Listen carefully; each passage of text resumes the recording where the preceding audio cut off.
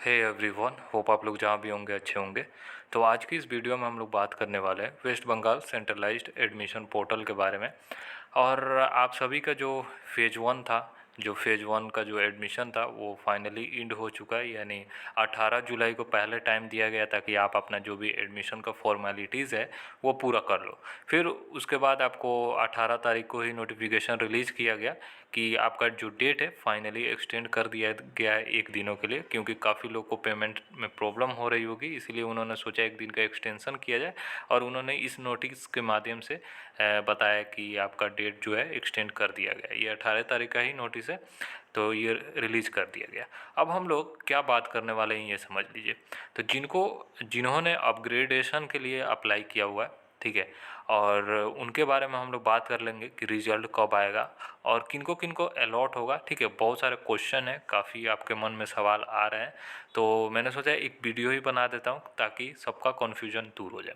ठीक है, सबसे पहले डेट के बारे में जान लेते हैं, फिर उसके बाद जो क्वेश्चन है, मैंने क्वेश्चन पिक किया हुआ है, काफ़ी मतलब आपके लिए हेल्पफुल क्वेश्चन है, तो वो उस पर भी हम लोग डिस्कस करेंगे। तो ये 18 तारीख का नोटिफिकेशन है, होप ये नोटिफिकेशन आपने डाउनलोड कर लिया होगा। हालांकि मैंने एक शेड्यूल में बताया भी था, वो पूरा प्रॉपर शेड्यूल था, वो वाला भी देख लीजिए, उसमें सारा चीज़ों पर मैंने बात किया है। अभी मैं जो 24 तारीख का आने वाला है उसके बारे में हम लोग बात कर लेते हैं। ठीक है, बाकी टाइम टू टाइम जैसे जैसे अपडेट आते रहेगा मैं आपको वीडियो के माध्यम से आपको बताते रहूँगा। ठीक है, तो उसके लिए आप बेफिक्र हो।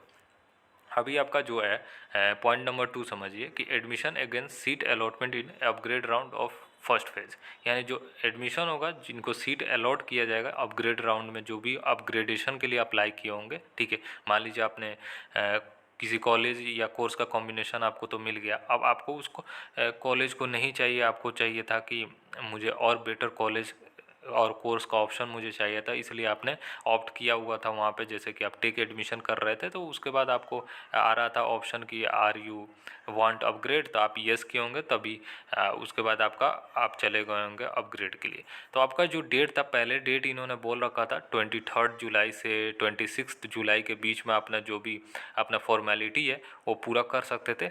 उसके बाद आपका जो डेट को एक्सटेंड किया गया 24 जुलाई से लेकर 28 जुलाई के बीच में अब आपका अलॉटमेंट होगा। ठीक है, तो एक दिन का जो आपका अलॉटमेंट एक्सटेंशन हुआ है, ठीक है, तो फाइनली आपका एक दिन का एक्सटेंशन हो गया है। और ये 24 जुलाई को आपका जो रिजल्ट होगा वो पब्लिश कर दिया जाएगा। तो मेनली आपको मॉर्निंग में आपको दिखने को मिल जाएगा 24 जुलाई को। आज है 20 जुलाई, और लगभग 4 दिनों के बाद आपका अलॉटमेंट हो जाएगा। और 24 जुलाई से 28 जुलाई के बीच में अपना जो भी फॉर्मेलिटी है आप पूरा कर लेना। ठीक है, तो इन्होंने ये भी दे दिया है कि आपको publication of institution wise and course program wise seat allotment in upgrade round of first phase. तो फर्स्ट फेज़ का जो अलॉटमेंट होगा वो 24 जुलाई को हो जाएगा। ठीक है, इन्होंने 12 बजे मतलब नेक्स्ट डे जो चेंज होता है उसी टाइम बोला है। तो देखिए आपको आ जाएगा मॉर्निंग, अर्ली मॉर्निंग तक आपको देखने को मिल जाएगा। ठीक है, उसके बाद 28 तक अपना जो भी अपना एडमिशन लेना है तो आप अपना एडमिशन ले लीजिएगा, जिनको जिनको अलॉट किया जाएगा। ठीक है, अब हम लोग चलते हैं क्वेश्चन पे। ठीक है, बाकी चीज़ों पे अब क्वेश्चन जो मैंने पिक किया उस पर हम लोग बात करते हैं। होप ये डेट्स आपको समझ में आ चुकी है। तो ये कुछ क्वेश्चन है, जैसे कि मैं एक बार क्वेश्चन को बोल देता हूँ। अपग्रेड राउंड में कौन कौन से कैंडिडेट एलिजिबल होंगे। तो सबसे पहला क्वेश्चन यही है, देखिए वैसे कैंडिडेट जिनको किसी कॉलेज या कोर्स के कॉम्बिनेशन में आपको मिला होगा, ठीक है, वो कैंडिडेट अपना जो अपग्रेडेशन में जो are you opt upgrade yes और नो किए होंगे, अगर आप यस किए होंगे तभी आप एलिजिबल होंगे। ठीक है, तो आपको कैसे अलॉट किया जाएगा ये समझ लीजिए, तो अपग्रेड कैसे होगा ये समझ लीजिए। ठीक है, जो भी आप जो मतलब अपग्रेडेशन के लिए अप्लाई किया होगा, तो देखिए आपका कोई भी कॉलेज या कोर्स का कॉम्बिनेशन मिला है तो आपने अपग्रेड इसलिए किया कि आपको बेटर ऑप्शन मिले, यानी बेटर कॉलेज या कोर्सेज का ऑप्शन आपको दिया जाए। तो मान लीजिए आपका कोई प्रेफरेंस था, आपने 25 तक आपको प्रेफरेंस डालना था, तो आपको कोई दूसरे नंबर का प्रेफरेंस या 5वें नंबर का प्रेफरेंस या 10वें नंबर का मिल गया, मान लीजिए 10वें नंबर का प्रेफरेंस मिल गया। अब आप चाहते हो मतलब बेटर कॉलेज और कोर्स के लिए, तो आपको 1 से 9 वाला जो प्रेफरेंस होगा उसी में कंसाइडर किया जाएगा कि उसमें आपका कौन सा कॉलेज, वो मेरिट जब निकलेगा तो उसमें वो लोग अलॉट करेंगे कि वो सिस्टमेटिक रहता है तो वो अलॉट हो जाएगा, तो हायर प्रेफरेंस को वो लोग कंसाइडर करेंगे, ये ध्यान रखिए।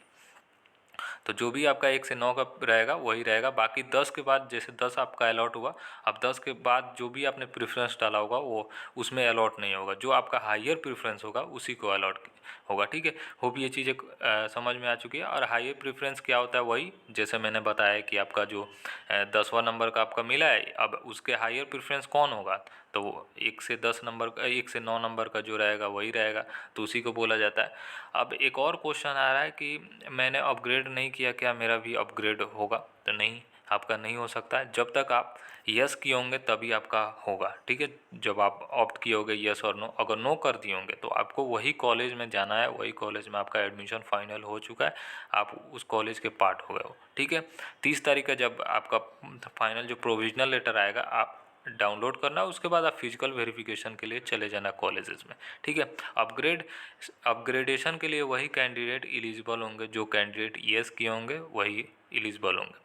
अब उनको अलॉट हायर प्रेफरेंस को ही अलॉट किया जाएगा, दूसरा प्रेफरेंस को अलॉट नहीं किया जाएगा। ठीक है, जो भी उनका हायर प्रेफरेंस है, जैसे कि 5वें नंबर का आपका प्रेफरेंस है तो आपको 1 से 4 नंबर को ही वो लोग कंसाइडर करेंगे। ठीक है, अब ये नहीं कि आपको फर्स्ट वाला ही मिल जाए, ये नहीं कि फोर्थ वाला ही मिल जाए, अब जो मिल जाए। ठीक है, आपका जो मेरिट रहेगा, आपका रैंक रहेगा, आपका जो भी मार्क्स रहेगा, उसी के बेसिस पे वो लोग अलॉट करेंगे। बाकी जितने भी कैंडिडेट अप्लाई किए होंगे, अब क्या होगा, उन कैंडिडेट का लिस्ट तो चला गया होगा, अब उनमें जिनका हाईएस्ट रहेगा तो वो हाईएस्ट वाला जो भी मार्क्स वगैरह रहेगा उनको कंसाइडर किया जाएगा। जितना सीटें, अब डिपेंड भी करता है कि सीटें कितनी बची हुई है।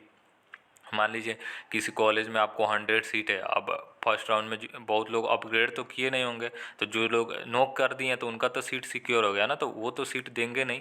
बाकी जो आपका जो सीटें बच जाएंगी, मान लीजिए 100 में 80 सीट, मतलब आपका फुल हो गया, अब 20 सीटें बची हुई है, तो 20 सीट में उनमें से जो कैंडिडेट देखा जाएगा, कितने कैंडिडेट अप्लाई किए हैं। मान लीजिए उसको कॉलेज और कोर्स में मान लीजिए 20 सीटें हैं और 100 या 200 कैंडिडेट अप्लाई किए हैं, तो उनमें देखा जाएगा कि जो 100-200 कैंडिडेट होंगे उनमें देखा जाएगा कि कौन सा मार्क्स किनका ज़्यादा है, वो सिस्टम ऑटोमेटिकली छांट लेगा, मतलब अलग कर लेगा। ठीक है, वो उसके बाद वो लोग अलॉट कर देंगे, ऐसा आपका रहता है। तो होप ये चीज़ें समझ में आ चुकी है, मैंने आपको समझा दिया है। बाकी आप वेट कीजिए 24 जुलाई का, 24 जुलाई को आपको अलॉट हो जाएगा। ठीक है, अभी जिन्होंने अप्लाई किया हुआ है अपग्रेडेशन के लिए, अब आगे क्या करना है, तो सिंपल सा अभी 24 जुलाई तक आपको वेट करना है।